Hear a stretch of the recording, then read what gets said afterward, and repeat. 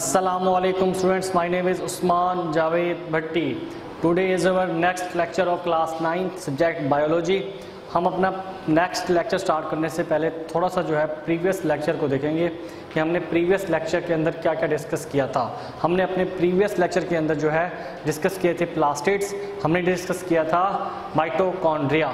अगर आपको याद हो तो मैंने कहा था कि भी मैं ये हमेशा कहता हूँ कि लेक्चर जो है वीडियो सुनने के बाद आपने उसको लाजमी जो है वो क्या करना है, उसको आपने रीड करना है, रीड करने के बाद बुक से देखना है, देखने के बाद लर्न करना है, लर्न करने के बाद राइट करना है और फिर चेक करना है। अगर आपने ऐसा किया है तो ये मैं कंफर्म कह सकता हूँ कि आपको याद होगा, और अगर आपको याद होगा तो जो मैं क्वेश्चन अभी आपसे पूछने लगा हूँ वो आपको पता होंगे। जैसा कि पहला क्वेश्चन है कि right the function of mitochondria. What is the singular of mitochondria. इसके बाद कि right about chloroplast, right difference between the prokaryotic and eukaryotic chromosome. और इसके बाद जो है विच प्लास्टिड इज कलरलेस, इसका आपको पता होना चाहिए। Where chromoplast is present in plants, which part of plant has chromoplast, ये क्वेश्चन भी आ सकता होता है, तो आपको इसका भी पता होना चाहिए। ये जो क्वेश्चन मैंने आपसे पूछे हैं उम्मीद है कि भी आपको ये क्वेश्चन आते होंगे। अगर किसी को नहीं आते तो वो काइंडली ये याद करें, याद करने के बाद लिखे लाजमी। जब तक आप राइट नहीं करोगे आपको याद नहीं होगा। अब हम अपना नेक्स्ट लेक्चर जो है वो स्टार्ट करते हैं। हमारा आज का लेक्चर जो है वो है एंडोप्लाज्मिक रेटिकुलम से स्टार्ट होता है। एंडोप्लाज्मिक रेटिकुलम,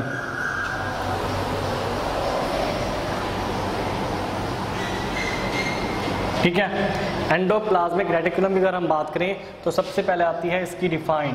अगर हम इसकी डिफाइन देखें एंडोप्लाज्मिक रेटिकुलम में सबसे पहले क्या देखनी है हमने, इसकी डिफाइन। डिफाइन में क्या है कि endoplasm it is a network of interconnected channels that extend from the membrane, cell membrane to nuclear envelope. ये क्या है, इट इज अ, ये एक क्या है, नेटवर्क है। It is a network of interconnected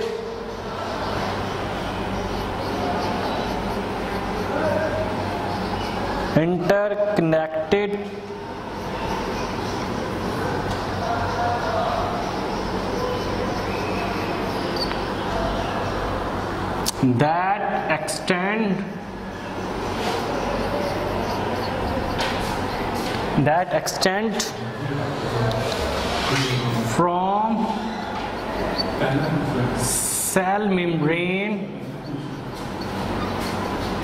to nuclear envelope।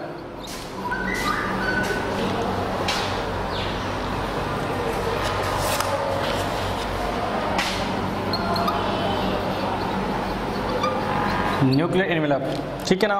ये इसकी डिफाइन है कि एक नेटवर्क जो है, एक ऐसा नेटवर्क जो कि एक्सटेंड कहाँ से हो, सेल मेम्ब्रेन से, और न्यूक्लियर एनवेलप तक जो है वो लोकेट करे, उसे हम कहते होते हैं एंडोप्लाज्मिक रेटिकुलम। आगे इसकी डिफाइन है,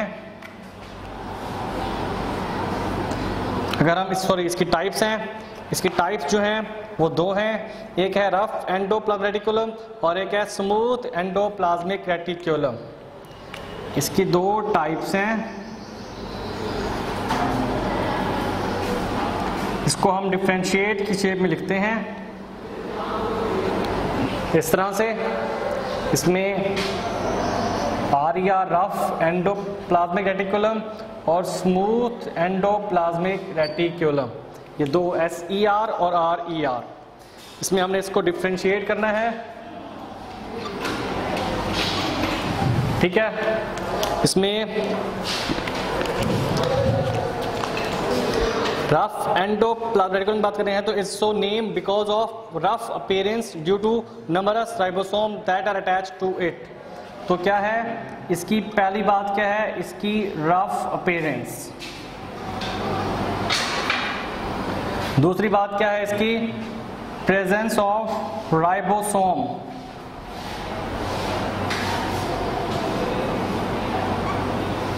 और इसके बाद इसमें तीसरी बात क्या है, due to the presence of ribosome rough endoplasmic reticulum serve as function of protein synthesis. तो इसके बाद ये क्या इसका फंक्शन क्या हुआ कि क्योंकि इसमें राइबोसोम है और राइबोसोम का चाहता फंक्शन प्रोटीन को बनाना, तो इसीलिए ये क्या करता है, इट्स फंक्शन इज प्रिपरेशन, ये प्रिपेयर करता है टू प्रोटीन, ये इसका फंक्शन है। इसके फंक्शन में डिफरेंशिएट करना लाजमी ज़रूरी है, ठीक है। तो अगर आपसे कोई पूछता है कि why the appearance of rough endoplasmic reticulum is rough, why its appearance is rough, इसकी रफ अपीयरेंस क्यों है, due to presence of ribosome its appearance is become rough, ठीक है ना। आगे इसका दूसरा पार्ट स्मूथ एंडोप्लाज्मिक रेटिकुलम है, वो क्या है, इट्स लेक्स राइबोसोम, इसमें नो राइबोसोम, इसमें राइबोसोम नहीं होता, कोई राइबोसोम इसमें प्रेजेंट नहीं होता, इसकी वजह से इसकी अपीयरेंस जो है वो रफ नहीं होती, स्मूथ होती है। आगे इसके फंक्शन की बात करते हैं हम लोग। इसके फंक्शंस जो हैं वो इम्पॉर्टेंट हैं और थोड़े से मुश्किल भी हैं। उसका तो सिर्फ एक ही फंक्शन था कि प्रोटीन बनाता है। इसमें क्या क्या फंक्शन है इसका फंक्शन है कि भी एक तो ये लिपिड को मेटाबोलाइज करता है,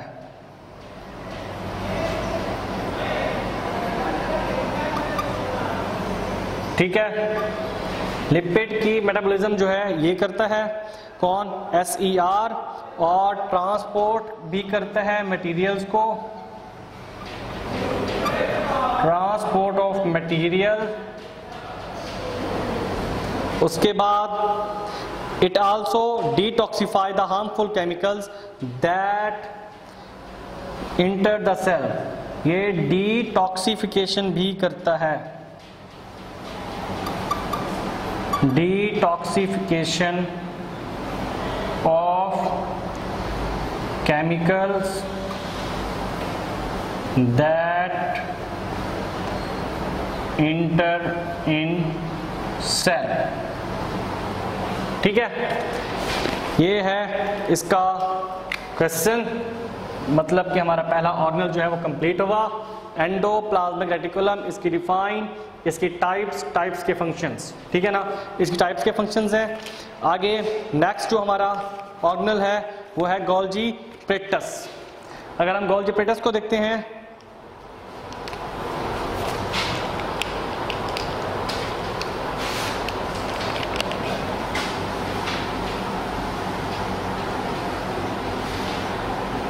गोल्जी एपैरेटस,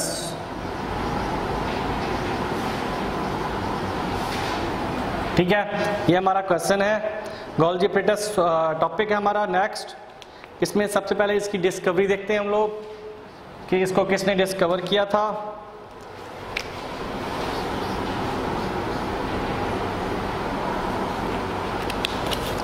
ठीक है, तो एक इटालियन फिजिशियन था कैमिलो गोल्जी,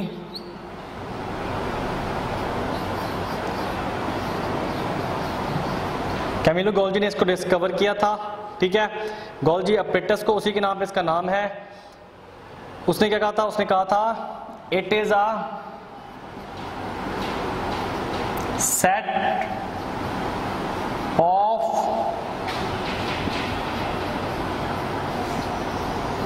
फ्लैटेंड सैक्स, जिसका नाम उसने क्या दिया, उसने दिया कि भी सिस्टर्नी, ठीक है।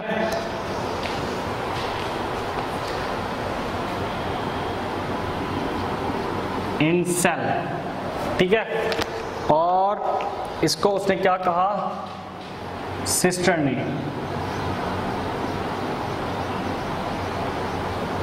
ठीक है। इसके बाद नेक्स्ट क्या है, वो है कि in this set many cisternae are stacked over each other. तो जो सिस्टर्नी है वो क्या होते हैं, स्टक्ड होते हैं, उनका स्टॉक होता है वहां पे ऑन ईच अदर, ओके। और इसके बाद the complete set of cisternae is called Golgi apparatus. जो कंप्लीट सेट है ऑफ सिस्टर्नी उसे हम कहते हैं इज कॉल्ड गोल्जी अपरेटस। ठीक है, अब इसके बाद इट इज फाउंड, इसकी लोकेशन है it is found in both plants animals. ये कहाँ होता है? Found in both plants and animals. ठीक है, ये इसकी प्रॉपर्टी है।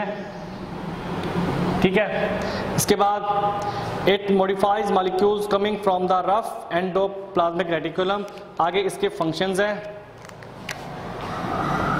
ये क्या है इसके फंक्शंस। अगर हम इसके फंक्शंस की बात करते हैं तो इसके फंक्शन कितने हैं? चंद एक फंक्शंस हैं इसके। पहला है it modifies molecules coming from the ER and packs them into small membrane bounded sacs Golgi vesicles. ठीक है ना, तो पहला इसका क्या फंक्शन होगा कि भी मॉडिफाई करता है, modify the molecules of ER. ठीक है, एंड देन पैक देम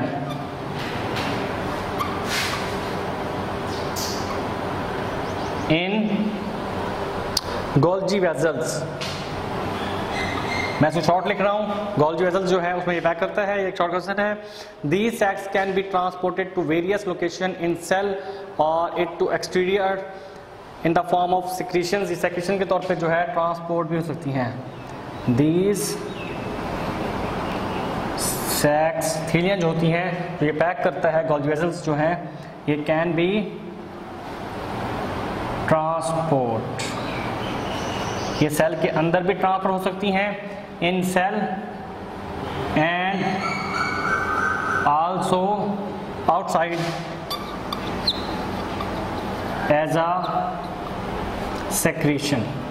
ठीक है, दोनों तरह में ये इसकी ट्रांसपोर्ट हो सकती है। अगर इसकी ज़रूरत होगी बॉडी के अंदर, सेल के अंदर, तो सेल में ट्रांसपोर्ट होगा, वरना सेल के बाहर जो है इसको हम ट्रांसपोर्ट करवाते हैं ताकि ये सेक्रीट हो सके। ठीक है, ये हो गए इसके फंक्शंस, ये इसकी जो है कंप्लीट हो गई इसका स्ट्रक्चर गोल्जी अपरेटस का। और लास्ट हमारा जो टॉपिक है वो है आज का लाइजोसोम।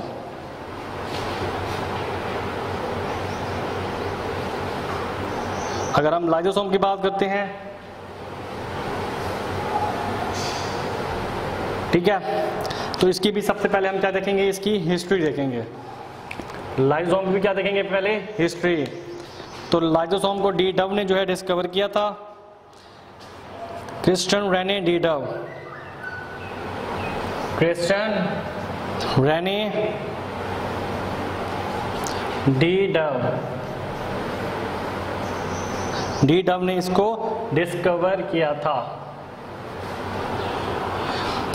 आगे दीज आर स्मॉल, इसके हम देखते हैं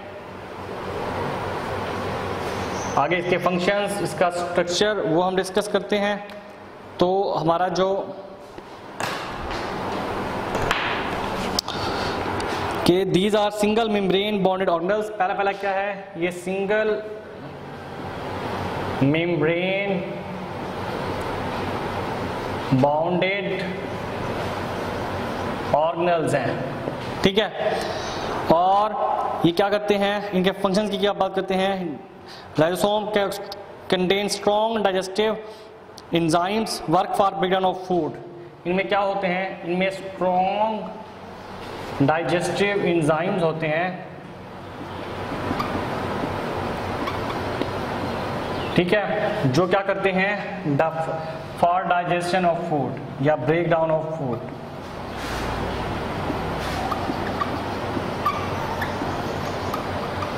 ठीक है, इसके बाद in waste material within cell during its function a lysosome fuse with a vacuole that contain a targeted material। और ये क्या करता है? फ्यूज हो जाता है with vacuole that has targeted material, मतलब जिसमें वो मटेरियल होगा जिसको लाइसोसोम ने तोड़ना है, उसके साथ ये अपने आप को अटैच कर लेता है, फ्यूज कर लेता है और फिर एंजाइम जो होता है उसको ब्रेक डाउन कर देता है। ठीक है, तो ये था हमारा आज के 3 टॉपिक, 3 हमने ऑर्गेनल्स पढ़े हैं। हम इसको थोड़ा सा रिपीट करते हैं। सबसे पहले हमने पढ़ा एंडोप्लाज्मिक रेटिकुलम। एंडोप्लाज्मिक रेटिकुलम के अंदर हमने सबसे पहले इसकी पढ़ी डिफाइन। इसमें डिफाइन में क्या था कि it is a network of interconnected channels that extend from cell membrane to nuclear envelope. एक नालियों का एक ऐसा जो है वो निज़ाम है, एक ऐसा नेटवर्क है, एक ऐसा जाल है जो आपस में कनेक्टेड होता है। कहाँ से? सेल मेम्ब्रेन से न्यूक्लियर एनवेलप तक। 2 टाइप हैं इसकी, rough endoplasmic reticulum, smooth endoplasmic reticulum. Rough की बात करें तो ये इसकी रफ अपीयरेंस क्यों होती है? Due to the presence of ribosome, क्योंकि इस पे राइबोसोम होते हैं इसीलिए इसकी अपीयरेंस रफ होती है। और राइबोसोम क्योंकि इसमें मौजूद होते हैं तो इसका फंक्शन क्या होगा? प्रोटीन सिंथेसिस, क्योंकि राइबोसोम प्रोटीन बनाते हैं। इसके बाद है स्मूथ एंडोप्लाज्मिक रेटिकुलम। इसमें राइबोसोम नहीं होते इसीलिए इसकी अपीयरेंस रफ नहीं होती और ये प्रोटीन भी नहीं बनाता।